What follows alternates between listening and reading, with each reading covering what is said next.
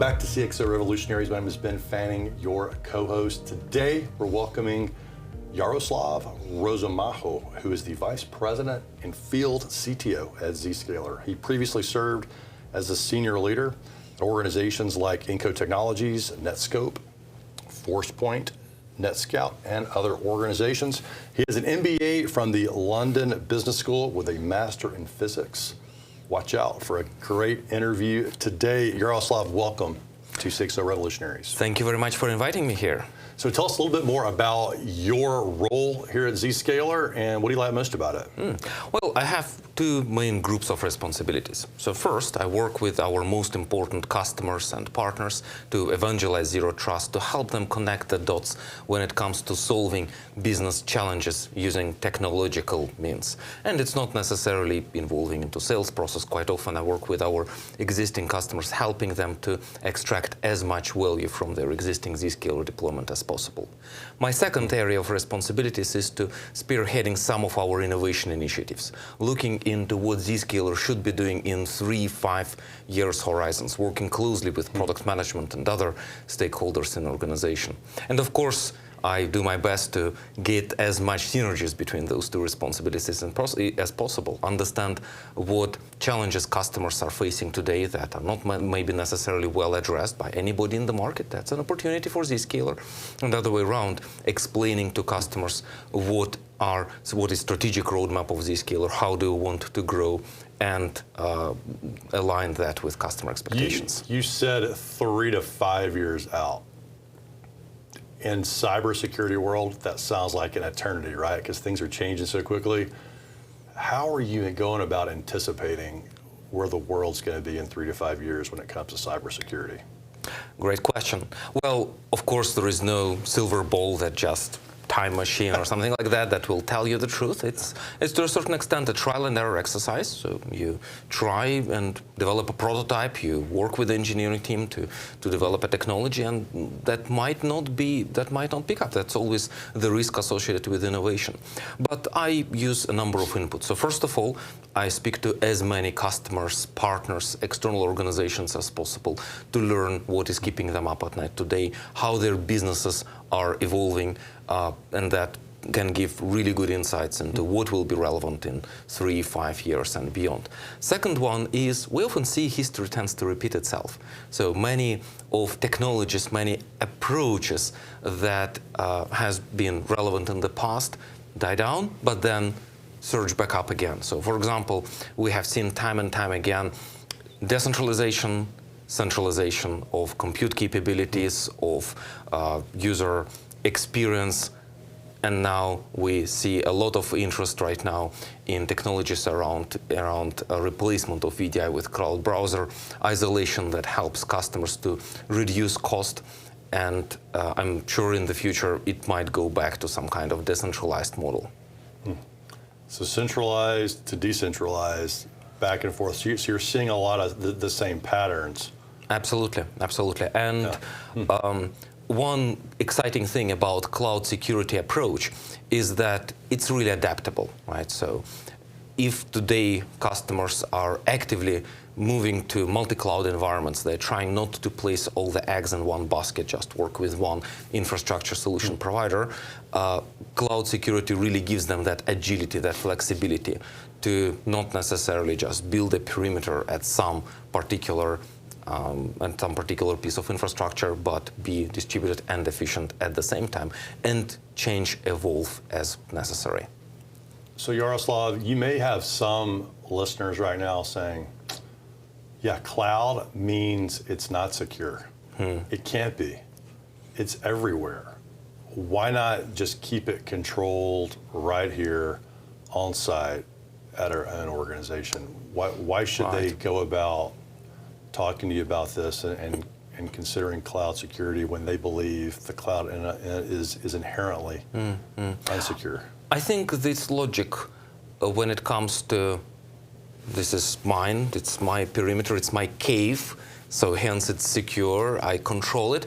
It's very much in our DNA, right? So we're used to, we're territorial animals to a certain extent, right? So we're used to to be controlling, right? And that's a very emotional reaction when it comes to security. So I control something, it's close to me. Speak to that leader in the it's cave in my then. office, right? So the problem with that approach when it comes to modern cybersecurity, that battle has been lost, 10, 15 years ago. So there are a few drivers there. One is data is now everywhere, right? So you no longer have data in your data center, right? It's no longer center of data. You have data in the cloud, such as Office 365, such as public cloud services, Google Drive, and so on and so forth. You also have tremendous amount of data on endpoint devices, on mobile phones, on laptops, on tablets that employees are using. And those are very mobile devices, right? Very few organizations mandate their employees to just go to their offices and work from their desktops that are hardwired and don't go anywhere. So one aspect is, again, data is now everywhere. Second one is applications are now everywhere. Right? If in the past you deployed all your workloads, all your software, your own software that you develop for your organization, something that you acquire, again, you deploy that in your data center, you secure it with some perimeter, you do not allow any outbound communication, that's great. But it's no longer economically feasible. Many financial drivers now mandate organizations to move from this CapEx model where we purchase something, we own it, to much more elastic OpEx model. When they purchased SaaS, such as, again, Office 365 and many other software as a service suites that, again, are used for employees to do their jobs. And then you have your data, your activities, your user identities, and loads of other very highly confidential information, not just in your premises, but also in the cloud. Yeah. So data is out there. So this leader thinks they're in a cave. They're trying to lead from a cave, but guess what? You're saying they're not in a cave in the first place. They need to wake up. Exactly. Because it's too late. You can't control your data where you are because it's already out there. Yeah, and that's one of principles of zero trust that helps here, right? So if we do not inherently trust any piece of infrastructure, any piece of software, any workload, user, OT, IoT device, we always verify. And we limit access, depending on context, to only where that piece of software, where that user is supposed to go to, what kind of data that user is supposed to access to, and we raise a red flag. If, for example, user is supposed to access only certain kinds of services, and all of a sudden scanning all the network and trying to go where this user really not supposed to be going, that's a red flag. And that really helps to evolve thinking about how security should be operating beyond that perimeter, barrier-like security, so good dividing from the bad, moving into the world of zero trust. What the leaders need to know, so sticking with that theme about, hey, you're connected, it's out there, you need to get on top of this. Talk to me about IoT, Internet of Things, right? This is probably, it's already happened. Even if leaders don't want it to happen, it's happened. What do they most need to be thinking about now when it comes to IoT? Right. When it comes to IoT, first of all, again, you need to understand the impact of IoT on your organizations. And many organizations that I meet don't really know what kind of OT, IoT devices they have.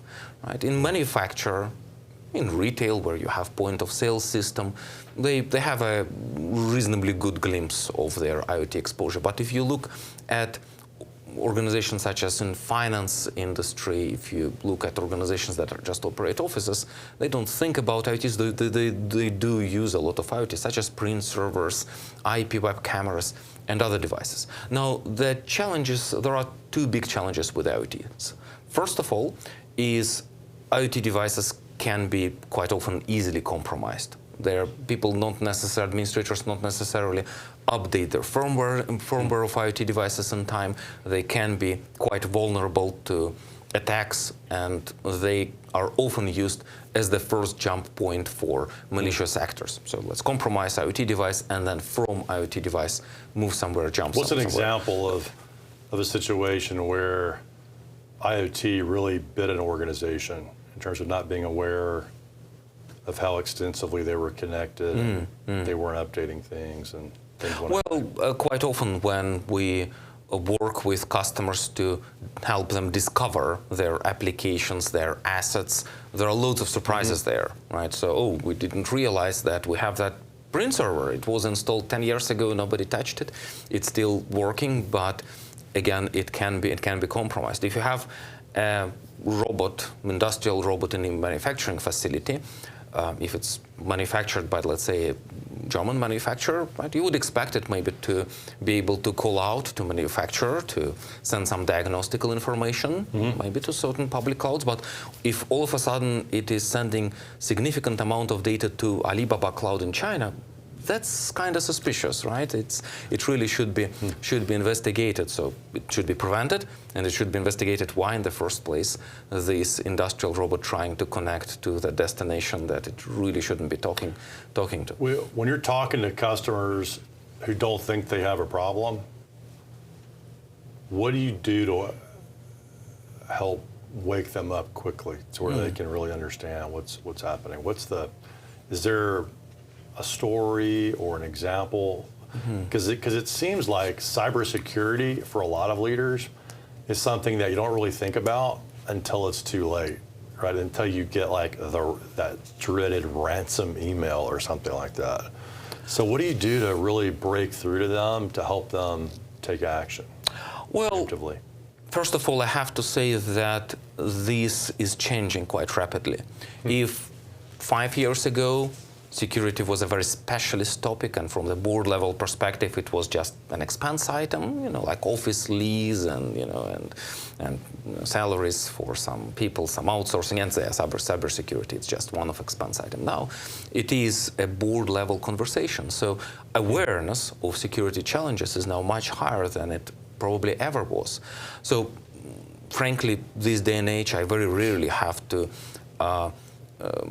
convince an executive that security is a major topic. Now, a challenge that I still see quite often is, depending on background of given executive, they not necessarily see the big picture. They think, oh, yeah, we can just deploy let's say, a firewall, update that firewall, deploy the biggest firewall there is, and we are secure, right? So the breadth of the of the problem is, I guess, that's where most education pieces are coming into play. And then, in addition to educating executives, bringing awareness, helping organizations build the right security and data governance practices, it's also very important to drive cultural changes in organization, right? I mean, don't click on suspicious links received from stranger. If you receive an attachment with funny screensaver.exe, probably that's not a good idea to open it. So helping organization bring that awareness of cyber risk within their employee base is also crucially important. What is workload security, and why is that important? Traditionally, security has been very focused on user aspects of security, right? You have users, they do their work, and they browse internet, they click on stuff, they receive emails, they get compromised, they could leak data. So that's what most people think about when it comes to cybersecurity. Workloads, servers, containers, virtual machines, some organizations still running those things on-prem, some organizations now move into public cloud like AWS, some adopt multi-cloud strategies. They actually can be as vulnerable as users, and compromise of those workloads can have even worse consequences than compromise of a user. One example from my own experience, which is a little bit funny, we were working with one major financial industry customer, and they had really tough security practices in place. You have to use MFA for everything, and rotate your password very regularly, and all these kind of things. All the traffic is very tightly monitored, but they didn't really have any proper controls of their workloads. And when they started deploying zero trust solution for workloads, they quickly discovered that there are lots of strange things going with outbound traffic from those workloads. We discovered that one of junior administrator some time ago deployed BitTorrent client on one of enterprise servers because he couldn't use BitTorrent on his machine. So he said, oh, well, I will just deploy it there. So think about potential legal risks that it brings to organization. So be able to control workload outbound traffic is as important as securing the users. You've given us so many great tips and nuggets on cybersecurity today, but looking at your background, you've got a lot of interesting stuff to talk about there too. So let's dive into that quickly before we wrap up. So what was your first job and how did it influence your leadership approach today? I actually started in system integrators. System integrator, I worked for a system integrator back in Russia in late 90s. We were Cisco Gold partners. We partnered with Riverbed and with a number of other security and networking vendors back then. And one thing that was this aha moment for me, what made me really excited about this industry where I am, is ability to solve customers' business and organizational challenges with technology. Helping customers gain competitive advantage, helping customers be more productive, more effective through adopting technology, that was just a revelation for me back then. And then for the rest of my career, I moved into then in service provider space. I worked with largest carriers in Russia, and then when I moved into UK globally, from carrier, I moved into carrier security space. I worked with in DDoS protection area for quite some time before moving into enterprise. But throughout my career, I find that what drives me forward, the reason why I get out of bed in the morning, is this opportunity to help organizations, to help people solve significant challenges through just adopting better technological practices. So even earlier than that, what drew you to physics? Like a lot of times when you're looking at IT executives, they go right into computer science, engineering. You chose physics early on. What was about physics that drew you? It was a challenge. That probably was the main reason for me. After I went through my physics degree and I started quantum mechanics and superconductivity, these are quite sophisticated topics. Then later on, when I had to pick up networking and security, it was having that foundation of learning theoretical physics, logical thinking, be able to manage my time when I would study a complicated topic, be able to pass certain exams in physics, which is not easy, then translate that experiences into networking and security practices really helped me a lot. I never really worked in physics. I just got a degree and then moved on into more practical aspects, but having that foundation really helped me throughout my career. So you weren't tempted to stay in physics and to stay in the science world. You immediately moved to the business side. And why was that? I wanted to have a more practical impact. The challenge with theoretical physics, well, it's theoretical, and holy grail of superconductivity is to find a material that would exhibit superconductive properties in normal room temperatures. Right? If that happens to be discovered, then of course there will be significant practical changes to everyone's life. But it might take decades, if not centuries, if ever, if we discover such materials. And I wanted to make impact today. And so, and also looking at your background, you had a very rapid rise in your career to an executive level, but you did it by going from organization to organization. What's been your career approach to advancing? There is a lot of serendipity involved. In the past, careers were ladders. Right? So you started as a junior, as ladders. You moved into senior, you moved into principal. You climb this well-defined ladder. So once you decide to go in a certain trade, you just walk your way up through this trade. It's no longer the case in IT, and I'm sure in pretty much any other industry. So I followed some great leaders in my career path. Okay. So I moved sometimes between organizations before one of senior leaders in organizations moved and invited me to take on a very challenging, interesting opportunity. And also one thing that is very important for me is internal culture of organizations. So one of the reasons why I joined Zscaler is our unique corporate culture, extraordinary customer focus. That is a great fit for me. Cool. All right. That sounds like a great reason to be at Zscaler. And I think it's interesting, too, that oftentimes your leader, when they would move to an organization, they would bring you along. So that shares a lot about how you must be a great teammate, and they love to have you on your team. So that's Thank you. Terrific. So starting to wind this up, what's your parting message for the listeners today? Well, I would certainly encourage organizations to treat cybersecurity not as a niche topic that should be just solved by some technicians.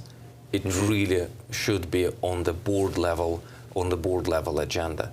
I would encourage organizations not to put different aspects of security in silos. Like we have network security, we have application security, we have physical security.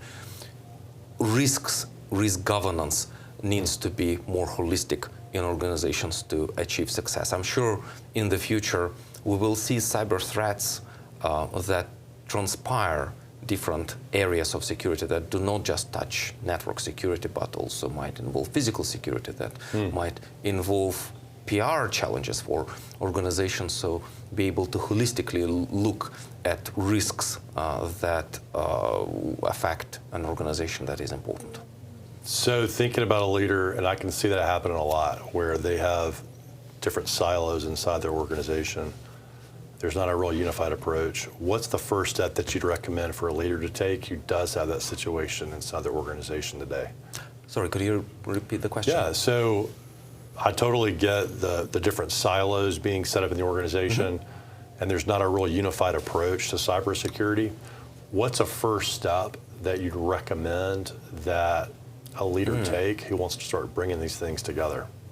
Well, I would certainly recommend building awareness of risks associated to the board level, right? So to explain sometimes unfortunate examples of some peer organizations, what happened to them. Some unfortunate examples. Yes. Sometimes just quantifying potential risk and sharing with them the scope of the problem, the downside.